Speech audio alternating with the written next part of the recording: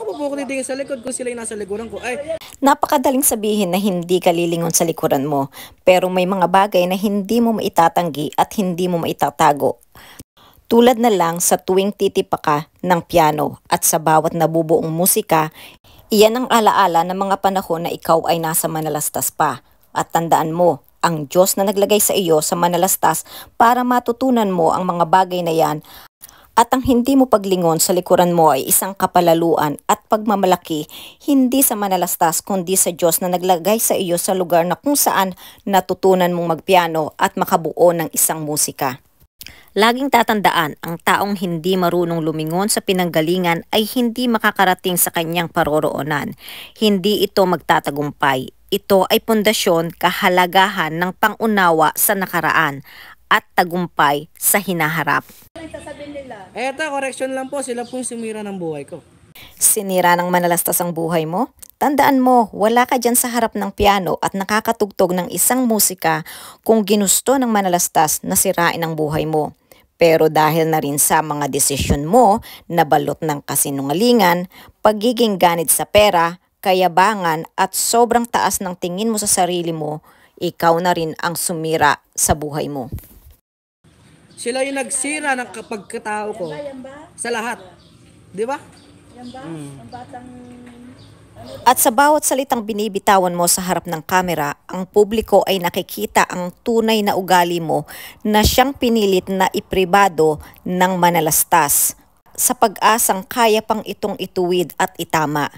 Ngunit ang pagtutuwid nila at ang pagpalo ang una mong idinahilan kung bakit ka umalis sa manalastas.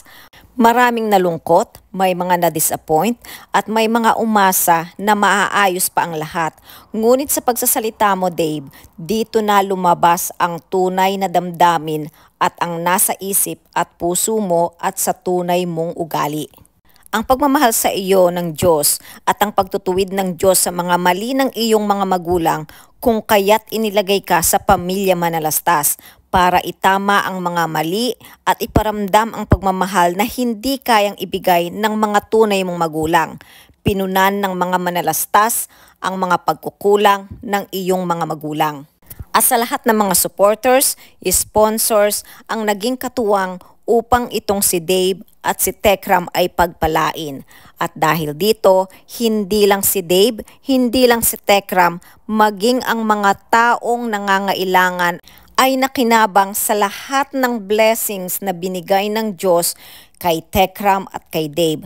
Ngunit alam naman natin na ang kaaway, kapag nakikita niyang palaging napapapurihan ng Diyos na itataas ang kanyang pangalan, gagawa ang kaaway ng plano para masira ang napakagandang plano sana ng Diyos sa dalawa.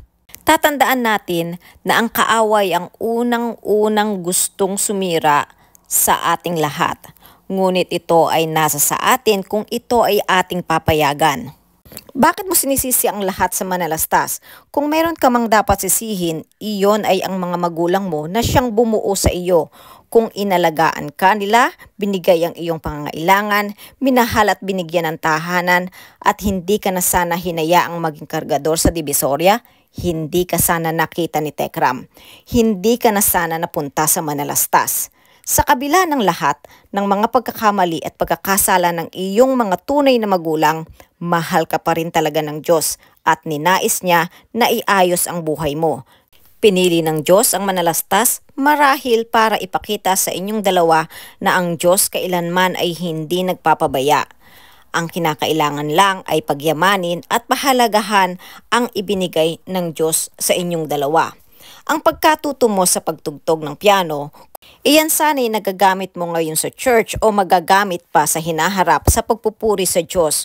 Ngunit andyan ka sa mall para magpasikat sa tao. Ganun pa man yung natutunan mo sa piling ng manalastas ay patuloy na magpapaalala sa iyo sa mga darating pang panahon at kailanman ay hinding-hindi mo yan maiaalis sa iyong nakaraan. At habang tayo'y nabubuhay, ang Diyos ay patuloy na nagbibigay sa atin ng mga pagkakataon na maitama ang lahat ng ating pagkakamali. At umaasa ako na dumating ang panahon na ma-realize mo ang lahat ng pagkakamali na iyong nagawa. Uulitin kong muli ang mensahe ko sa iyo nung unang naglabas ka ng mensahe sa publiko. Sabi ko sa iyo, Dave, you choose your own path now and I hope you succeed with the path you choose. But I hope you realize as well, every choice comes with a consequence. Once you make a choice, you must accept responsibility. Kaya wag na wag mong sisisihin yan sa kahit kanino. You cannot escape the consequences of your choices, whether you like them or not. Ang storya ni Dave at ng Manalastas ay isang napakalaking lesson para sa ating lahat. Kaya sana ito ay kapulutan natin ng aral. Tandaan na tayo ay nasa huling panahon na.